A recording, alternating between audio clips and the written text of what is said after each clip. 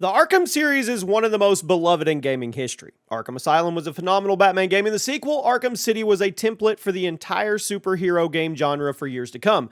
Games like Insomniac's Spider-Man simply would not exist if it weren't for Rocksteady Games and the Arkham trilogy. They laid the foundation, but ever since Arkham Knight, things have gone downhill. Suicide Squad Kill the Justice League is the first Arkhamverse game in a long time. Long time. And with every new piece of information that came out about it, the gaming community was less excited. What does that mean for the future of the series? Is the Arkham franchise going to continue after Suicide Squad inevitably probably fails to be a financial success? Well, today we're going to go over everything about the Arkhamverse recently, including James Gunn's statements about its future and the impact that Suicide Squad is going to have. Let me know in the comments. How would you fix the Arkhamverse? Drop a like.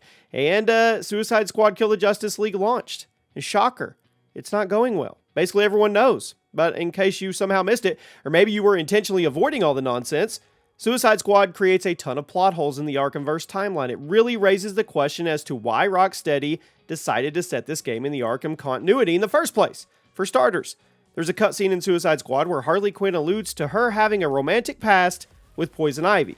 But that's literally not possible, because Poison Ivy died in Arkham Knight while Harley was still in love with the Joker. So when would they have had a romantic arc? Also, the boss fight between Batman and the Suicide Squad is frankly terrible and creates a ton of plot holes regarding this version of Batman's power level. And on top of that, the Joker is returning somehow. I won't even try to explain the weird reasoning the game gives for all of that. And the gameplay of Suicide Squad is exactly opposite of Rocksteady's usual formula. It's loud, it's chaotic, it's generic, and quite possibly the worst user interface that we've seen since the Skull and Bones beta. But perhaps the worst thing about Suicide Squad is the fact that the live service elements have not been removed from the earlier builds of the game. In fact, they're not even close to being removed. After the initial gameplay reveal of Suicide Squad, Warner Bros. And Rocksteady made the decision to delay the launch by a whole year. The internet ripped them apart for being nothing like the Arkham games while also being a full-price live service game. After the launch was delayed a year, the gaming community at large started wondering if this meant the live service elements would be toned down or just ripped out completely. Perhaps the gameplay would be a bit less generic and more akin to what Rocksteady was famous for. But now that we have it, well, I really have no idea what Rocksteady was doing the entire extra time.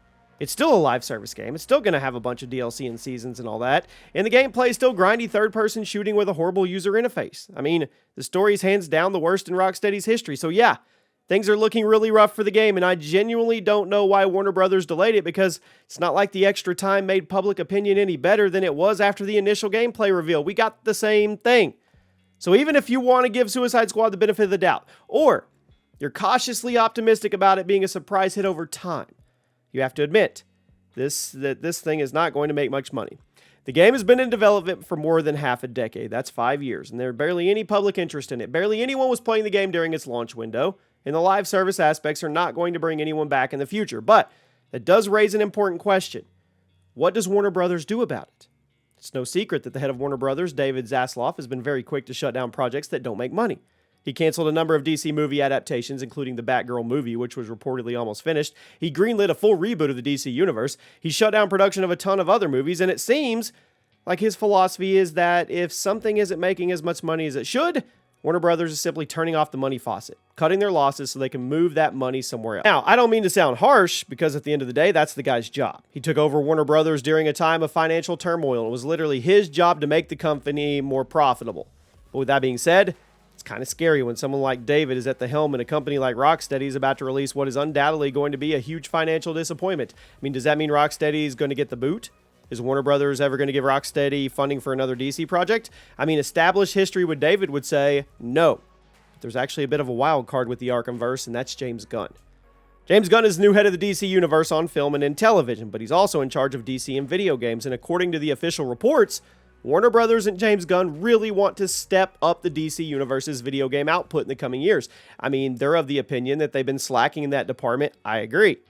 But a couple months ago, James Gunn was asked on social media if the Arkhamverse was going to continue after the Suicide Squad game launched, and he said yes, implying they would have way more plans for the franchise.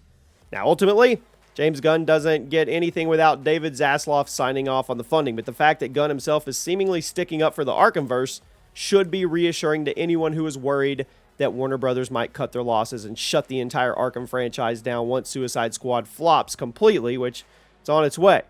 Now, it's entirely unclear as to what direction the series is going to go in after this Kill the Justice League game. Are we going to get more Arkhamverse spin-off games like Suicide Squad, or are we going to get another Batman game? It's up in the air. But at least when it comes to the projects Warner Brothers has been willing to confirm, it's not dead yet. All of this made even more confusing facts by the fact that Arkham Knight, which was initially released in 2015, actually got some new cosmetic DLC recently, which is kind of ridiculous when you think about it. Most single-player games aren't getting anything that far after release.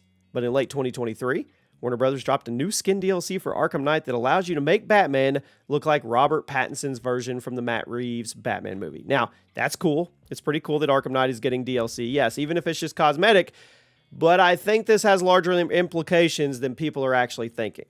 The fact that Warner Brothers is signing off on new DLC for Arkham Knight more than 8 years after the launch in the middle of Suicide Squad's marketing cycle, that suggests they're listening to us, and they know what we want. There have been some people suggesting that Warner Brothers and Rocksteady are completely oblivious as to what the fan base is asking for, but the fact of the matter is, there wouldn't have been an update to Arkham Knight if that was the case. Yes, they're making a Suicide Squad live service shooter that nobody asked for, where they already made it. But that doesn't mean they haven't honed in on what people want at this point. It's just too late to change course on Suicide Squad. Too much money's been put in the project. Even if Warner Brothers woke up tomorrow and said, we hear you, and we're going to make a new Batman Arkham game, we would have still gotten Suicide Squad. The fact that Arkham Knight is still getting love, that gives me hope. It does. That Warner Brothers at least has some idea of what people want. Yes, it took them a while to get here, and it's a tad depressing that we'll have to sit through this suicide cycle, but that's okay.